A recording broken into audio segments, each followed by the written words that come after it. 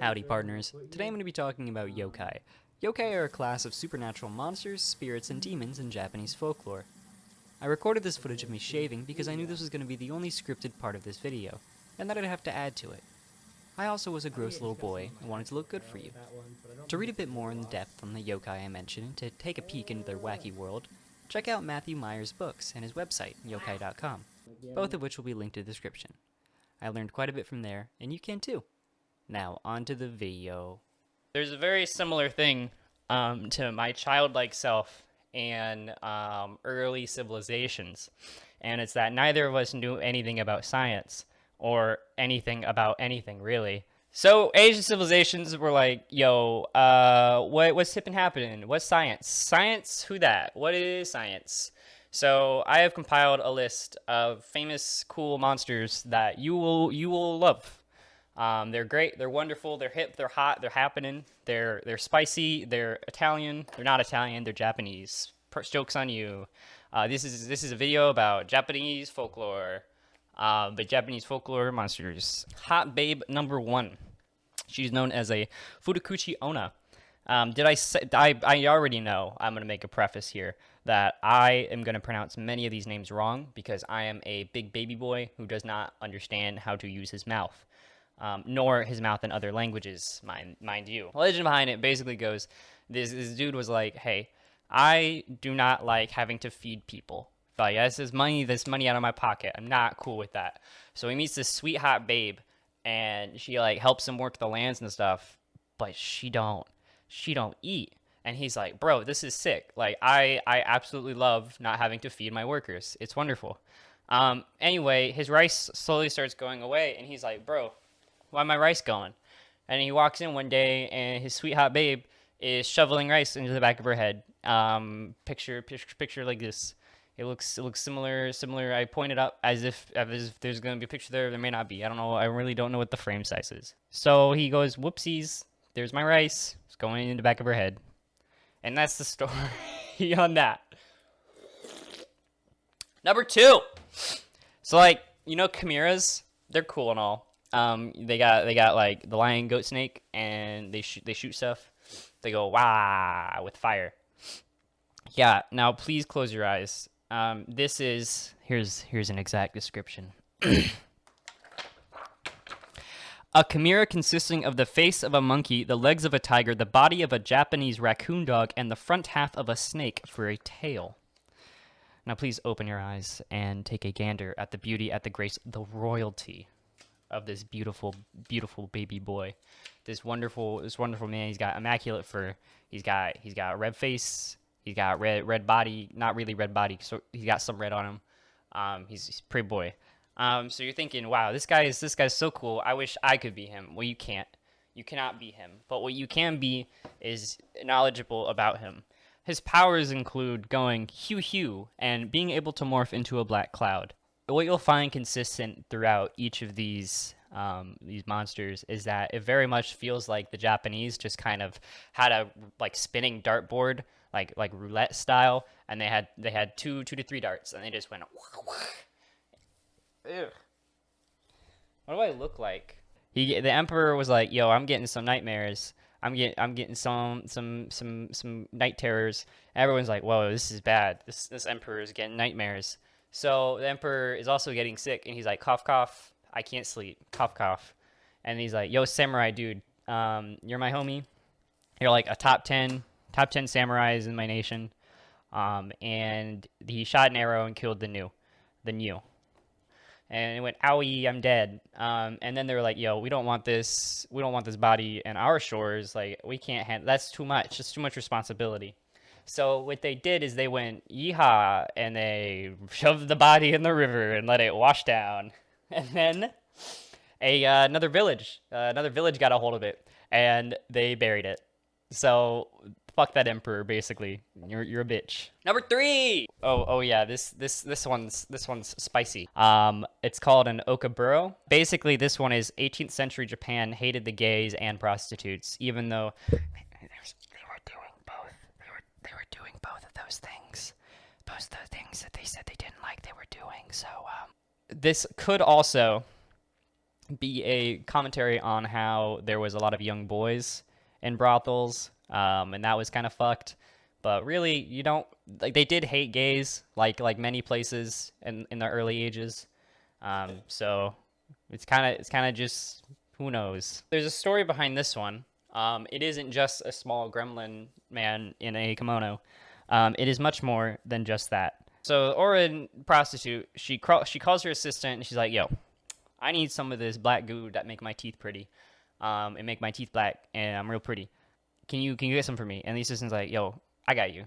Like, no problem. I'm here for you and only you." And the assistant is like, "Yo, dude, we're here. I made the tea like liquid that makes your teeth black and gives you a higher status." By the way, that is actually true. What they do is the tea. It makes the teeth pretty and is seen as a sign of beauty in class. So yeah, the person drinks the liquid and she's like, "Yo, bro, this ain't making my teeth black. What the fuck is this?" What happens is she pours the boiling water from the ohagura, in which is the black liquid, in her throat. That's what happens, and then the assistant vomits up her insides. So yeah, that was fun. Here's a great one. This is possibly one of my favorites. It's called an akamanto. Picture this, okay? You're in the bathroom. You're in a public bathroom. Already, you're in a bad mood. Already, you're like, "Oof, gee whiz, I don't like this guy. I don't. There's poop on the floor. There's poop on the walls. There's poop on the ceiling. There's like some crust on the seat, and like for some reason the seat's like dissolved a little bit, which I don't understand. Why are their butts wet? Like the only reason is just sweaty butts. Is that what it is? Is it sweaty butts? Is it wet butts? You're the farthest away from the exit because you're like, I don't want anything. I just want to go poop. This is the only clean one relatively. So you're taking a poopy, and then your door opens, and then bam, it's a thing clad in red with like a white mask, and they're like, "Yo, red or blue toilet paper?" And you go, "What? There's toilet paper right here." And he goes, "Red or blue toilet paper?" And you're like, well, all right. I mean, you think he's a bit of a gag, okay? So you're like, "What? What about yellow toilet paper?" And then he gives you a swirly. Any other smart comments would result in you getting down to hell. You'd be smackarood. You'd be pulled down to hell. Drag me to hell, but you with your pants down. So what a terrible way to die. That is literally that's the yokai. That's it. That's what it is. That's the monster. Cheers. This is one of my favorites.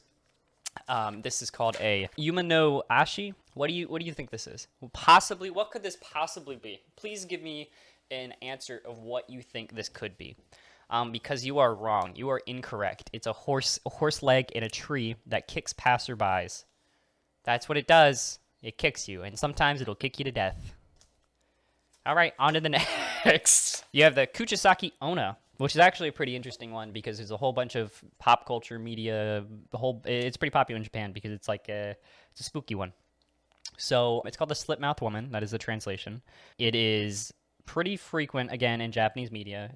It's got 3 movies, maybe more based off of it, and it shows up in a Studio Ghibli movie. It shows up in a few different other things. It's pretty cool. She comes up to you and she's like, "Yo, am I pretty?" She's got a mask on. She's got probably like long black hair or something like that. And if you say yes, or if you say no, she'll kill you. Right there. You're dead. But if you say yes, she will take off her mask and reveal a slit mouth, like a little Joker thing. She'll go, "Wah." And she'll go like, "Yo, am I pretty?" And then you go, "I don't know. Should I say yes?" Here's your thoughts. If I say yes, maybe her feelings won't be hurt. Maybe she'll be happy. And if you say no, she's got a knife. So what do you choose? You choose yes. So you chose yes. I chose for you. It's choose your own adventure, but I chose for you. And she goes, "Yeah," and she slits your mouth. It goes whack. She takes a knife and makes it a mouth, just like hers. But so you may think, "Wow, that's pretty spooky, Cody. That's quite the spooky thing." Well, joke's on you because if you had hard candy in your pockets, which was the secret answer, you could just throw it at her, and then she would be distracted because she likes hard candy. Does it?